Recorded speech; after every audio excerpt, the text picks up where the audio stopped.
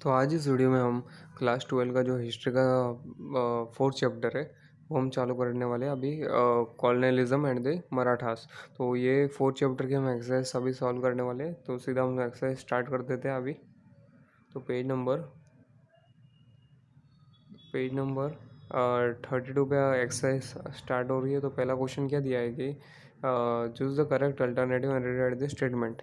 तो इसमें चार ऑप्शन दिए गए हैं कि Marathas defeated the Portuguese during the siege of, कौन सा आएगा, वेंगुर्ला आएगा, सूरत आएगा, या फिर फोंडा आएगा, या फिर राजापुर आएगा। तो इसका राइट आंसर कौन सा है कि फोंडा। ठीक है, फोंडा ये राइट आंसर आपका है। मैं देखो सर्कल करके बता देता हूँ आपको। देखो ये वाला इसका राइट आंसर है। जूम करके भी बता देता हूँ एक बार क्लियर। ठीक है, क्योंकि बहुत जन को ऐसा होता है कि आंसर क्लियर नहीं दिखता, क्योंकि वो क्वालिटी की वजह से होता है ऐसा। ठीक है, देखो फोंडा अभी दिख रहा है आपको, PHONDA। ठीक है, तो ये आंसर राइट हो गया अभी। और अभी सेकंड वन क्या है कि the political relations between the Chhatrapati Shivaji Maharaj and the British began due to the dash episode. तो रिलेशंस मतलब जो पॉलिटिकल रिलेशन थे वो छत्रपति शिवाजी महाराज के और ब्रिटिश के बीच में कब से स्टार्ट हुए, कौन सा एपिसोड। तो इसका राइट आंसर क्या आएगा, अफजल खान। ठीक है, अफजल खान इसका राइट आंसर क्या आएगा, अफजल खान इसका राइट आंसर आएगा। ये देखो जूम करके बता देता हूँ आपको, और सर्कल भी मैंने कर दिया है। और अभी जूम करके भी एक बार देख लो आप, ताकि कुछ प्रॉब्लम ना हो। ठीक है, ये वाला राइट आंसर है आपका अफजल खान। अभी थर्ड थर्ड क्वेश्चन की तरफ चलते हैं हम अभी, कि the younger brother of Bajirao Peshwa one defeated the dash. The younger brother of Bajirao Peshwa one defeated the dash. तो किनको डिफीट किया था बाजीराव पेशवा वन के छोटे भाई ने। तो इसका आंसर आएगा पोर्चुगीज़। ठीक है, पोर्चुगीज़ आएगा इसका राइट आंसर। ठीक है, तो थर्ड का आंसर क्या है, पोर्चुगीज़। ये देखो सर्कल कर दिया मैंने।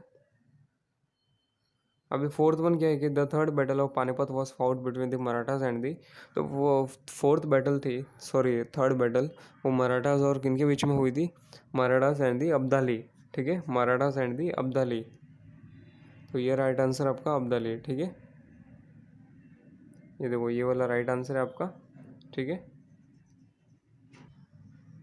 अभी जो क्वेश्चन नंबर 2 है मैचअप्स जैसा है, मतलब उसमें कैसा है कि कौन सा इनकरेक्ट पेयर है उसका हमें आंसर बताना है। तो तीन तो राइट रहेंगे और एक कौन सा भी एक रहेगा वो गलत रहेगा। ठीक है, और अभी पहला हम चालू करते हैं कि कॉस्मेटिक गार्डा, इसका क्या आंसर आएगा, कॉस्मेटिक गार्डा या जो बोलना है आपको वो बोला आपको। ठीक है, क्योंकि सबका प्रोनाउंसिएशन अलग अलग होता है। तो अभी पहला इसका क्या दिया है कि पोर्चुगीज हिस्टोरियन। तो ये वाला राइट है हमारा। हाँ ये राइट है, अभी फर्स्ट वन राइट है। सेकंड वन क्या दिया है कि गोंसेलो मार्टेस। तो इसका क्या दिया है, पोर्चुगीज एमिजनरी। ठीक है, पोर्चुगीज एमिजनरी। तो ये भी हमारा राइट है। और अभी थर्ड वन क्या दिया है कि थर्ड वन क्या दिया है, फ्रेंकोइस मार्टिन। तो इसका आंसर क्या दिया है, इधर सामने क्या दिया है कि चीफ ऑफ डच फैक्ट्री। पर ये रॉन्ग है। फ्रेंकोइस मार्टिन कौन था, गवर्नर जनरल ऑफ पौंडीचेरी या पुडुचेरी।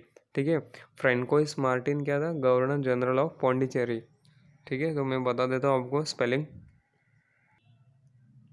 ये देखो आप पेज नंबर 27 पे आओगे, तब उधर आपको दिखेगा फ्रेंकोइस मार्टिन द गवर्नर। ये देखो मैंने ब्लू में इसको जूम मतलब ऐसा हाईलाइट किया है, तो ताकि आपको दिख सके। तो उधर देखो दिया है François Martin the governor general of Pondicherry. Pondicherry आपको पेज नंबर 28 पे मिलेगा, थोड़ा इधर थोड़ा उधर है। ये देखो पौंडीचेरी आपको दिख रहा है, जूम करके मैं बता देता हूँ। स्पेलिंग भी देख लो एक बार आप, गवर्नर जनरल ऑफ पौंडीचेरी। तो ये इसका आंसर है। ठीक है, फ्रेंकोइस मार्टिन का क्या है, governor general of Pondicherry.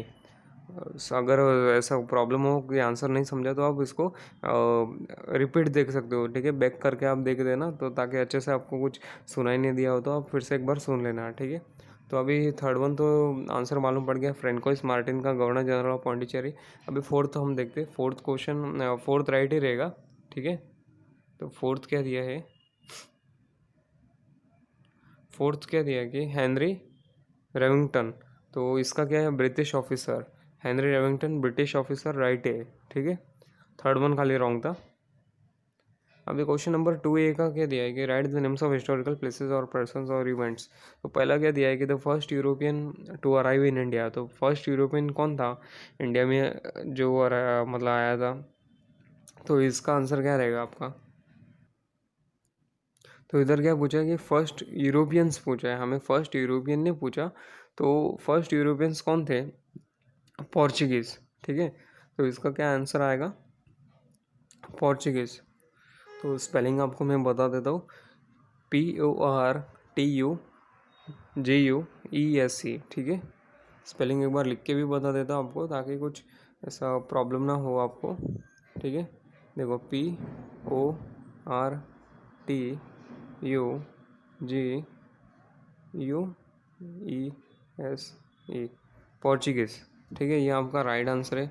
Second one क्या दिया, the place where the Portuguese stored ammunition.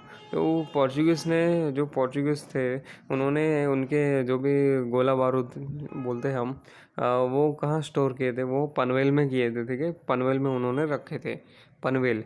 आपको पता रहेगा, पनवेल महाराष्ट्र में है आज के टाइम पे।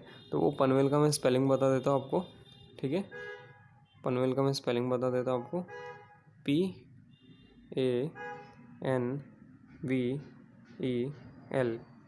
पनवेल। ठीक है, ये राइट हो गया आंसर। अभी थर्ड वन क्या दिया है, थर्ड वन क्या है, they honoured Chhatrapati Shivaji Maharaj with tributes for ensuring the safety of their factories and issuing trading permits. तो किन्होंने छत्रपति शिवाजी महाराज को हॉनर किया था, मतलब ट्रिब्यूट देके, तो वो थे डच। इसका आंसर क्या आएगा, डच, DUTCH। स्पेलिंग में बता देता हूँ एक बार आपको लिख के, DUTCH। ठीक है, द डच, यह आपका राइट आंसर है। अभी फोर्थ वन क्या दिया है कि the British agent at Jaitapur. तो जैतापुर में ब्रिटिश एजेंट कौन था, वेलाजी। ठीक है, वेलाजी, VELAJI। मैं स्पेलिंग लिख के बता देता हूँ आपको, VELAJI।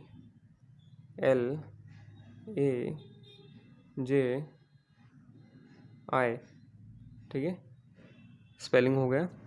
अभी हम जो क्वेश्चन नंबर बी है वो हम देखते हैं। अभी क्वेश्चन नंबर बी क्या दिया है कि choose the right reason and complete the sentence. तो कौन सा राइट रीज़न है, Chhatrapati Shivaji Maharaj levied octroi on the salt trade. तो क्या रहेगा, was the Portuguese to stop the British trade of salt, or to raise funds for स्वराज्य, or to oppose the colonialist। तो इसका राइट आंसर क्या है, to stop the British trade of salt. ठीक है, तो Chhatrapati Shivaji Maharaj levied octroi on the salt trade to stop the British trade of salt. ठीक है, मैं सर्कल करके बताता हूँ आपको आंसर। ये देखो, ये वाला आंसर है B1। ठीक है, बी वाला आपका राइट आंसर है, देख लो। तो चलो, ये भी हो गया हमारा। अभी क्या है, स्टेट योर ओपिनियन। तो इसमें मैं कैसा आपको सीधा आंसर ही बता देता हूँ, तो आप डायरेक्ट उसका स्क्रीनशॉट या फिर जो भी है उस हिसाब से आप उसका आंसर लिख दो। तो या फिर आपका ओपिनियन ओन, जैसे चैप्टर अच्छे से समझा है आपको, तो उस हिसाब से आप अपना ओपिनियन भी दे सकते हो। ठीक है, जो आपको समझा रहेगा, या फिर मैं जो बता रहा हूँ वो लिख दो। दोनों में से आपको जो अच्छा लगता है वो आप प्रिफर करो। ठीक है, तो पहला क्या दिया है कि क्वेश्चन नंबर थर्ड का पहला क्या दिया है कि छत्रपति शिवाजी महाराज बिल्ट नेवल फोर्स। तो इसका मैं आंसर बता देता हूँ आपको। तो ये उसका आंसर है, क्वेश्चन नंबर 3 का जो वन था नेवल फोर्स वाला। तो ये उसका आंसर है, Chhatrapati Shivaji Maharaj had force in the ulterior motives of the foreigners and the their ways of infiltration. He built strategies to arrest the advance in India. He took immediate measures by creating a strong naval force। ठीक है, तो ये answer आपको लिख देना है, उसमें screenshot ले लो इसका आंसर, या फिर जल्दी से नोट डाउन कर दो आंसर। तो ये आंसर है इसका। अभी हम सेकंड आंसर देखते हैं, सेकंड क्वेश्चन का आंसर। तो सेकंड क्वेश्चन क्या दिया है, क्वेश्चन नंबर थर्ड का सेकंड, कि Maratha policies were anti colonial. मतलब जो मराठास की पॉलिसीज थी वो जो कॉलोनियल मतलब यूरोपियन से उनके खिलाफ थी। ठीक है, तो वो हमें ओपिनियन देना है इधर। तो इसका आंसर भी मैं बता देता हूँ, तो इसका भी हम कैसा ओपिनियन मतलब yes, Marathas policies were anti colonial, yes. तो उसका आंसर फिर बाद में इस हिसाब से चालू कर देना है जैसा मैंने बताया। स्क्रीनशॉट ले लो इसका आंसर का कि Chhatrapati Shivaji Maharaj had foreseen the ulterior motives of the, उसके जैसे ही स्टार्टिंग का लाइन। तो so he built strategic arrest to arrest their advances in India. Chhatrapati Shivaji Maharaj adopted a very strong policy against the European colonizers by levying octroi on British salt trade. तो थोड़ा resemble करता है, दोनों आंसर सेम ही है दोनों का answer, थोड़ा opinion मतलब तो ये वेरी कर सकता है पर्सन टू पर्सन। तो आपका अगर आपको ये लिखना है तो ये लिख सकते हो, या फिर आपको अगर चैप्टर बहुत अच्छे से एकदम समझा हो और आपको खुद का ओपिनियन आ रहा हो, मतलब बनाने में इजी लग रहा हो, तो आप वो वाला भी लिख सकते हो। इसमें ऐसा कुछ डेफिनेट आंसर ऐसा पक्का नहीं है कि यही वाला रहेगा, तो आपका भी दे सकते हो आपके हिसाब से, पर चैप्टर के अंदर से देना, ऐसा नहीं कि मन से उठा के कुछ भी दे दो आप। तो क्वेश्चन नंबर 4 क्या है? क्वेश्चन नंबर 4 में क्या दिया गया? Write about Chhatrapati Shivaji Maharaj policies regarding the European traders as seen in his आज्ञा पत्र।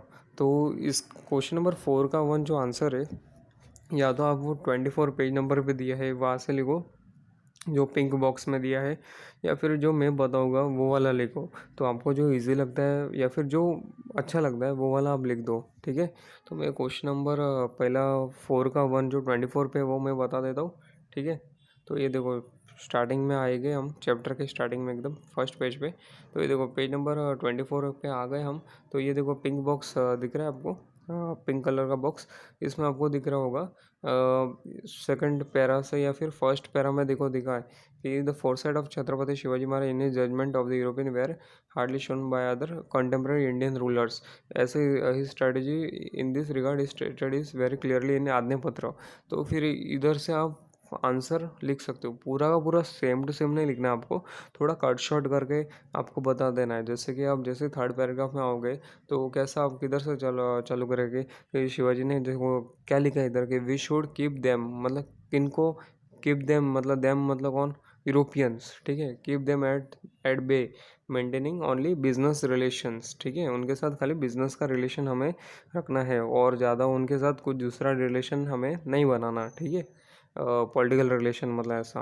और फिर बाद में never allowed them any space near a sea fort, मतलब सी फोर्ट के आसपास में हमें कभी भी उन्हें कोई स्पेस नहीं देना है, क्योंकि वो उधर नेवी उनकी बना देंगे और फिर बाद में स्ट्रांग हो जाएगा। तो इस हिसाब से आपको ये आंसर या तो इधर से लिखो, या फिर जो मैं बता रहा हूँ स्क्रीनशॉट, वो वाला आप उसका स्क्रीनशॉट लेके आंसर लिख दो, ठीक है। जो इजी लगता है वो करो।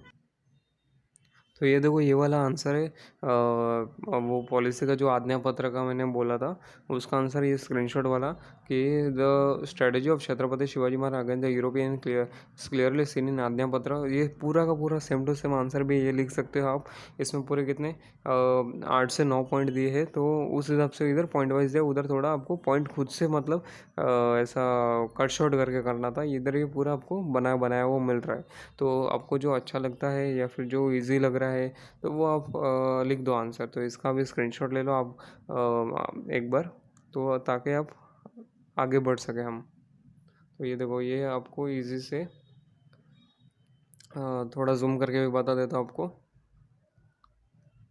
देखो स्क्रीनशॉट ले लो आप इसका, और यह भी लास्ट पॉइंट का, ठीक है।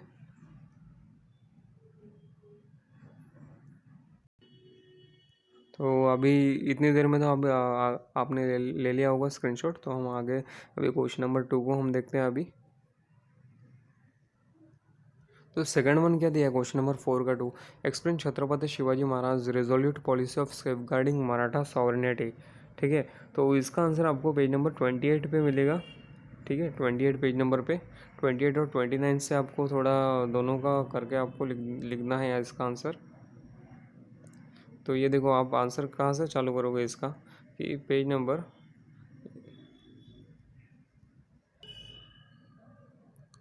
तो ये देखो ये आंसर आप अभी पेज नंबर 28 और 29 से लिख सकते हो। तो ये जो 4.1.4 दिया है यहाँ से आप थोड़ा थोड़ा करके आप यहाँ से लिख सकते हो, और बाद में किधर तक आपको लिखना है पेज नंबर 29। ये देखो पेज नंबर 29 का जो ये राइट साइड में पैरा दिया है जिसमें दिया this clearly reveals is resolute policy of safeguarding Maratha sovereignty. तो यहाँ तक आपको लिखना है, वहाँ से चालू करके थोड़ा पूरा का पूरा नहीं लिखना है, एकदम थोड़ा थोड़ा उसमें से लेके लिखना है, या फिर बाद में मैं जो बताने वाला हूँ वो वाला आपको आंसर लिखना है, ठीक है। तो ये रहा वो आंसर जिसकी मैं बात कर रहा था, क्वेश्चन नंबर 4 का 2, ठीक है। ये आपको पूरा सेम टू सेम लिख सकते हो आप, एकदम सही आंसर है ये। तो ये वाला बेटर रहेगा, उससे अच्छा उधर आपका भी ढूंढोगे। तो ये आंसर आप लिख दो, इसका स्क्रीनशॉट ले लो अभी, ठीक है। और मैं जूम करके थोड़ा आपको बता देता हूँ। देखो ये फर्स्ट 5th 5वें पॉइंट तक है ये, और बाद में ये नीचे 7 पॉइंट का पूरा आंसर है, ठीक है। अब एक बार स्क्रीनशॉट इसका ले लो अच्छे से एक बार।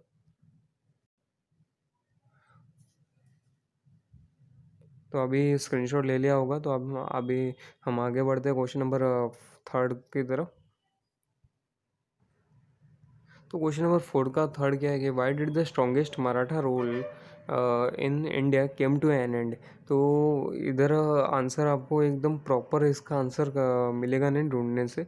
तो मैं जो आपको बता रहा हूँ आंसर, वो आपको एकदम पॉइंट वाइज दिया हुआ है, ठीक है। तो आपको वो आंसर एकदम लिख देना है पूरा सेम टू सेम, कुछ चेंजेस की ज़रूरत नहीं है। कट शॉर्ट करना तो कर सकते हो आपको, कि लेंथी लगे एकदम थोड़ा बड़ा लगे, तो थोड़ा छोटा भी कर सकते हो आप आंसर। तो मैं अभी बता देता हूँ आपको आंसर वो वाला। तो ये देखो ये रहा आंसर, वो मैं जो बात कर रहा था। अब इसका स्क्रीनशॉट ले सकते हो। इसमें पूरे कितने पॉइंट है, कम से कम 5 से 6 पॉइंट है। तो पहले ये 3 पॉइंट आप देख लो एक बार अच्छे से, कि इसका मतलब स्क्रीनशॉट ले लो कि दिया है। देखो there were several reasons for the downfall of the Maratha empire. तो पहला क्या है, internal weakness of the Maratha empire. Second क्या है, लैक ऑफ पॉलिटिकल फोरसाइट। और थर्ड क्या है, इनकेपेबल लीडरशिप, ठीक है। थर्ड क्या है, इनकेपेबल लीडरशिप। तो ये 3 पॉइंट हो गए। इसका स्क्रीनशॉट ले लिया होगा, मेरे को मुझे लगता है ले लिया होगा अब आपने। तो हम अभी दूसरा वाला देखते। तो अभी कंटिन्यूएशन है उसका थर्ड पॉइंट से, कम से कम 5th पॉइंट। मैंने 5 पॉइंट बोले, तो ये देखो 4th पॉइंट कौन सा है, military weakness of the Marathas. And third the diplomacy of the English. तो ये 5 पॉइंट है। अब इसका भी स्क्रीनशॉट ले लो एकदम अच्छे से, ताकि आपको प्रॉब्लम ना हो आंसर का। तो ये देखो जूम करके भी बता देता हूँ आपको, इसका भी स्क्रीनशॉट ले लो, नहीं तो अच्छे से एक बार जूम करके भी। ये देखो ये पूरे 5 पॉइंट, ठीक है।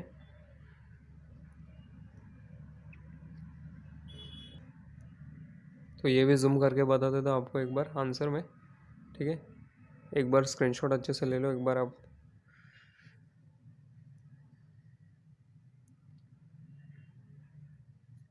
तो हो गया होगा स्क्रीनशॉट लेके आपका। अभी हम आगे बढ़ते क्वेश्चन नंबर 5 की तरफ। क्वेश्चन नंबर 5 क्या है कि observe the map on page number 29, ठीक है। पेज नंबर 29 पे मैप दिया, उसे हमें देखना है, और फिर बाद में उसके जो क्वेश्चंस दिए हैं वो हमें आंसर करने हैं। तो पहला क्या दिया कि which were the Dutch colonies located on the west coast of India.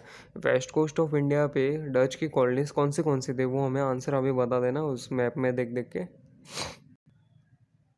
तो अभी हम सीधा वो पेज नंबर 29 पे जाते हैं और मैप देखते हैं, उसमें से हम बताते हैं आंसर आपका कौन सा है, कि डच की जो कॉलोनीज थी वेस्ट कोस्ट पे वो कौन सी थी, ठीक है।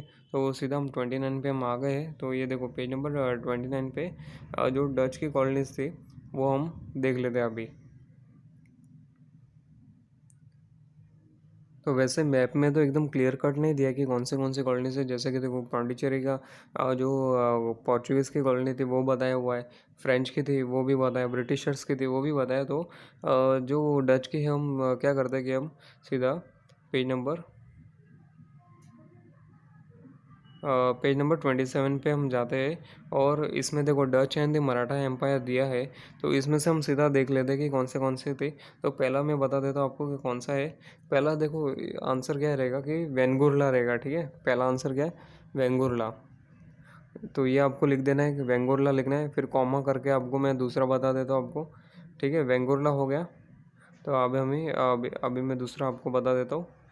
दूसरा कौन सा लिखोगे आप, पोर्टो नोवो, ठीक है। पोर्टो नोवो, या फिर स्लैश करके परंगी पेटाई, ठीक है। परंगी पेटाई। तो ये हो गया आपका सेकंड कॉलोनी, ठीक है। और थर्ड वन अभी मैं बता देता हूँ आपको, तेंगना पत्तम, या फिर देवना पत्तिनम, ठीक है। देवानापत्तिनम। तो ये 3 कॉलोनीज़ हो गई।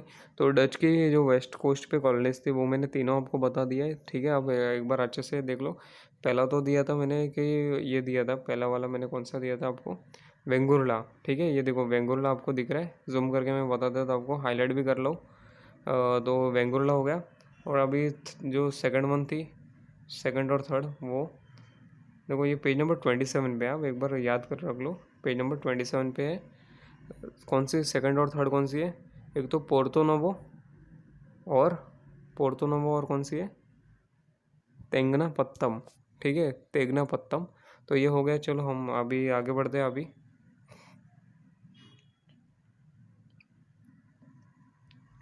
अभी सेकंड वन क्या दिया है कि where did the French establish their colonies in the east coast of India. तो ईस्ट कोस्ट ऑफ इंडिया पे फ्रेंच कॉलोनीज कौन सी थी? तो अभी हम देखते हैं कि वो कौन सी थी। पेज नंबर 29 पे हम जाते हैं अभी सीधा।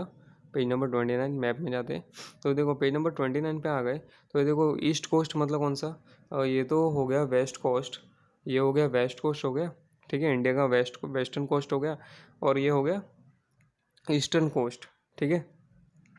कोस्ट हम किसको बोलते हैं? कोस्ट लाइन, जो वाटर से सराउंडेड रहता है एरिया, उसे हम कोस्ट लाइन बोलते हैं, ठीक है। तो ये हमारा हो गया ईस्ट कोस्ट और ये हो गया वेस्ट कोस्ट। तो अभी ईस्ट कोस्ट पे देखो कि कौन सी है फ्रेंच की कॉलोनी, पौंडीचेरी, आपको दिख रहा होगा पौंडीचेरी, ठीक है। इसको पुडुचेरी या पुडुचेरी तो आप भी बोलते, पौंडीचेरी पहले बोलते थे। तो ये देखो मैं सर्कल करके बता देता हूँ आपको, ये वाला आंसर लिखना है, ठीक है आपको। तो ये हो गया। अभी हम थर्ड वन की तरफ जाते हैं अभी।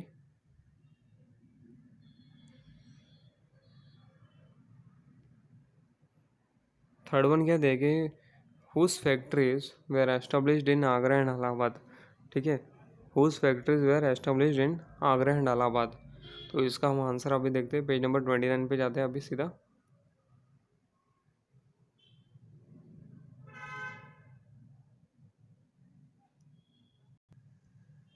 तो इसमें देखो वैसे आंसर तो दिया नहीं कि आगरा और इलाहाबाद। ये देखो आगरा इधर दिख रहा है, देखो किधर, ये देखो मथुरा, दिल्ली के नीचे मथुरा, मथुरा के नीचे आगरा दिया है। तो इधर लेकिन दिया नहीं है कि किसकी फैक्ट्री थी या फिर जो भी वेयर हाउसेस वो किसका था, वो इधर दिया नहीं है। तो इसका आपको आंसर तो मिलेगा नहीं। तो लेकिन क्या कर दो कि आप दिस मुगल्स करके आप लिख दो, ठीक है। मुगल्स का तो नहीं रहेगा वैसे तो। शायद इसका ब्रिटिश, क्योंकि इधर क्लियर नहीं दिया तो मैं भी बोल नहीं सकता। तो आप एक बार आपके टीचर्स जो भी रहेंगे उनसे एक बार कंसल्ट करो कि मैम इसका आंसर क्या रहेगा। तो उस हिसाब से आप वो वाला लिख दो आंसर। और फिर बाद में आपको राइट आंसर मिले तो फिर आप कमेंट करके बता सकते हो आंसर। तो मैं उसको पिन कर दूंगा और ताकि सब बच्चों को आंसर उसका मिल जाए, ठीक है। इस हिसाब से एक दूसरे की हेल्प भी हो जाएगी और मुझे भी मालूम पड़ेगा कि कौन सा आंसर है। तो मेरे हिसाब से तो वैसे इसका ब्रिटिश का आएगा, लेकिन तो भी एक बार आपके टीचर्स से उनसे कंफर्म कर लो। तो अभी हम आगे बढ़ते हैं अभी। सॉरी, चैप्टर तो पूरा हो गया अभी। क्वेश्चन चैप्टर नंबर 4 हो गया। तो हम अगली बार वीडियो बनाएंगे, वो चैप्टर 2 के ऊपर बनाएंगे, ठीक है। और सॉरी, इतना दिन से मैंने 10 दिन से वीडियो नहीं डाला था, कुछ ऐसे ही तबीयत ख़राब थी इसलिए, ठीक है। Thank you. वीडियो अच्छा लगा तो आपके दोस्तों के साथ शेयर करो और उनको भी थोड़ी हेल्प हो जाएगी। और बोर्ड्स के एग्ज़ाम के लिए ऑल द बेस्ट।